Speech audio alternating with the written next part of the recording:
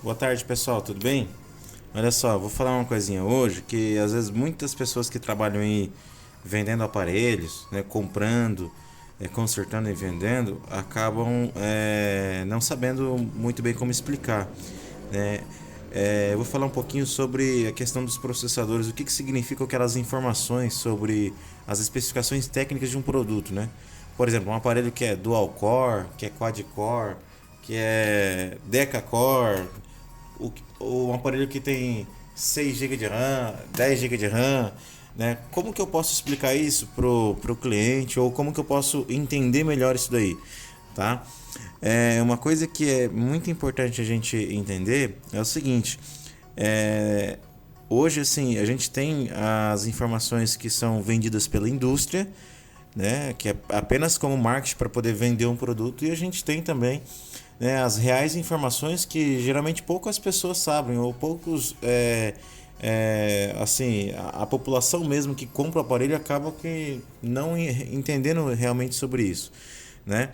Então, bom, vamos entender uma coisa lá. Olha só, hoje quando você vai comprar um celular, a primeira coisa que o vendedor vai falar para você, não, esse daqui é um octa-core, ele tem 32 GB e a câmera é de 20 mega. É isso. Tá, mas o que isso significa? Né? Isso realmente é plausível? O que significa essas informações?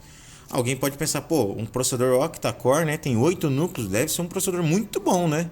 Então, mas não é bem assim, galera. Vamos entender um pouquinho primeiramente sobre os processadores. Vou explicar uma coisa para vocês, e aí a gente tem que gravar isso aí na nossa mente, beleza? Olha só, hoje hoje geralmente uma fabricante, ela vai lá e utiliza alguma outra fabricante para fabricar seus processadores, quando ela mesma não fabrica, que é o caso da Samsung e da Apple, né? Eles têm os próprios processadores. Então, a gente tem aqui, por exemplo, a Samsung, ela tem a linha Exynos dela, que é um processador dela, né?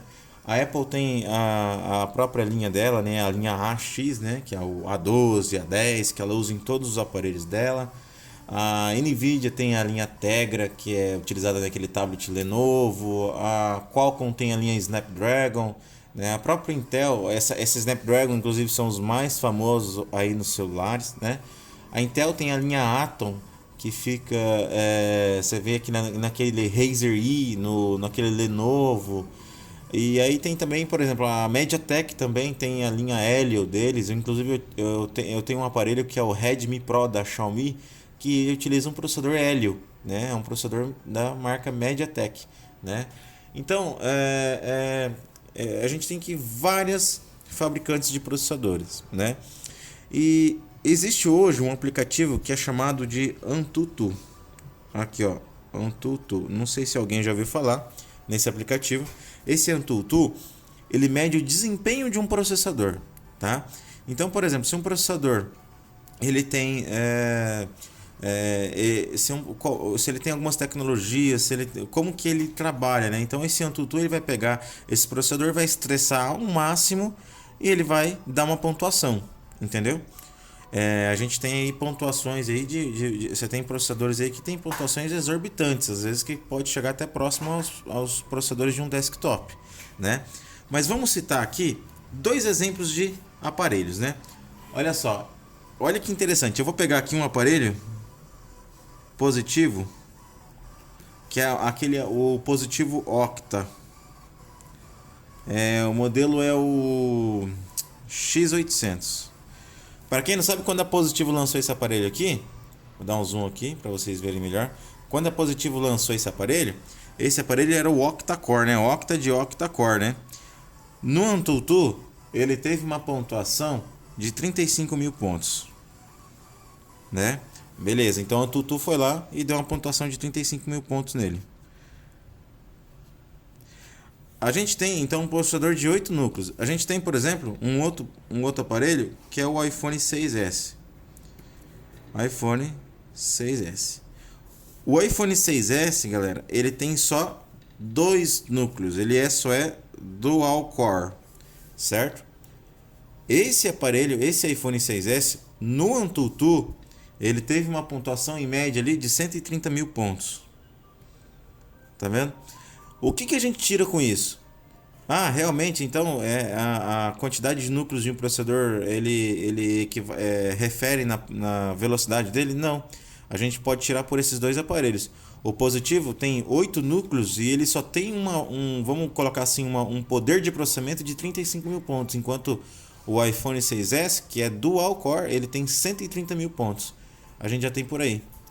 Mas, Michael, por que tem essa questão dos núcleos? A questão dos núcleos é bem simples. Na verdade, é só uma forma que a fabricante tem de separar e dividir o processador.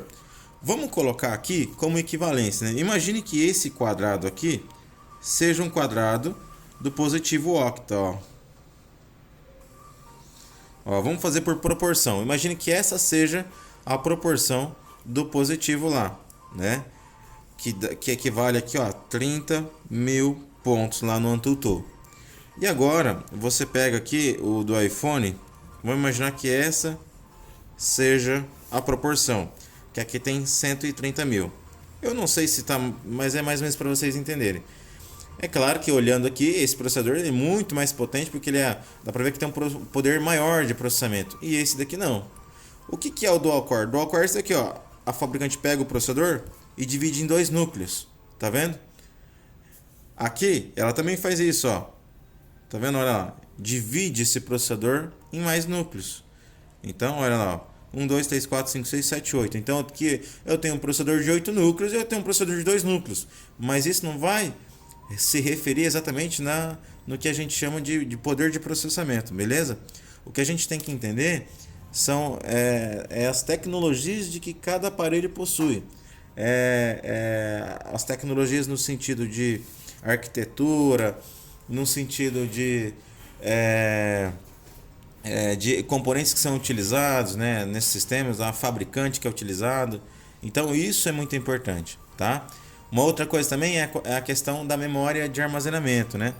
A memória de armazenamento, galera, por exemplo, o aparelho tem 32 GB de memória, né, de armazenamento. Isso daqui é só o que ele tem de espaço, tá? Essa memória aqui não influencia no poder de processamento de um celular, tá? Se um aparelho tem 32 GB ou se ele tem 512 GB, né, de espaço interno, ele vai ter a mesma velocidade, né? Salvo exceções quando esses 32 GB vão estar muito lotados, com quase 100%, que daí realmente o aparelho não tem como trabalhar. Mas um aparelho que tem 512 GB não é mais rápido do que um aparelho que tem 32 GB de espaço interno, tá? O que é a memória RAM? A memória RAM, o que o pessoal lá vende também, né? Vamos colocar o seguinte: o iPhone, não lembro agora quantos gigas que ele tem de memória RAM, mas a memória RAM, você tem lá aparelhos que tem 2 GB, tem aparelhos que tem 4 GB, tem aparelhos que tem até 12 GB, certo? A memória RAM, ela é basicamente o que faz com que o aparelho consiga trabalhar com aplicativos em segundo plano. O que isso significa? É a quantidade de aplicativos que você consegue trabalhar simultaneamente. É claro que um aparelho que tem 2 GB ele fica limitado. Você vai abrir um WhatsApp, vai abrir um Face, e aí, dependendo do que você abrir, ele já não consegue abrir tudo isso de aplicativo porque ele tem apenas 2 GB de memória. Tem o sistema que também está trabalhando.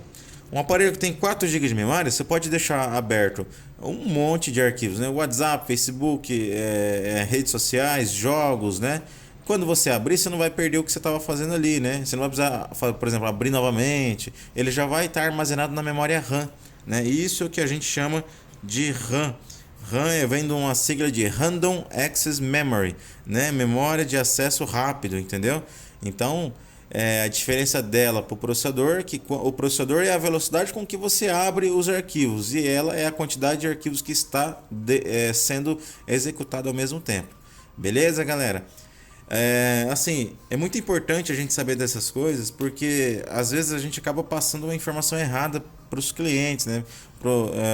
E também assim para alguns amigos que às vezes se interessem pela área, né? A mesma coisa acontece, por exemplo, com a parte de fotografia, né? Você tem lá, eu tenho uma câmera de 48 megapixels. O que isso significa? Nada, só significa que essa câmera tem uma foto grande. Essa questão aqui da resolução da imagem, né? Aqui, resolução. Resolução. Basicamente é apenas o tamanho da imagem, entendeu?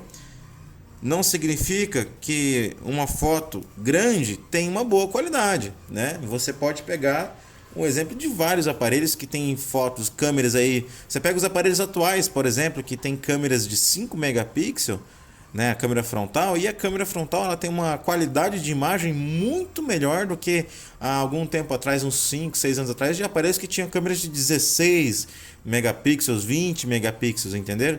Então, isso não condiz muito com a realidade. O que é muito importante é uma coisa que é difícil você explicar para a pessoa porque envolve uma série de fatores, que é sensor, obturador, né, e uma série de outros quesitos que realmente fazem diferença numa câmera. Geralmente com um profissional hoje na parte de fotografia ele vai conseguir explicar melhor. Câmeras que são grande angular, né, que tem um espaço, uma abertura muito maior, isso é o que importa, tá, galera? Então, assim, a questão da gravação, a gravação em 60 fps. Então, assim, não confunda essas informações. Se você ainda tem esse pensamento na sua cabeça, se alguns amigos têm, já passem essas informações. Processador, né? A gente tem que medir pelo tipo de processador. Você vai lá, baixa o AnTuTu, você vai saber se o seu é rápido ou não, né?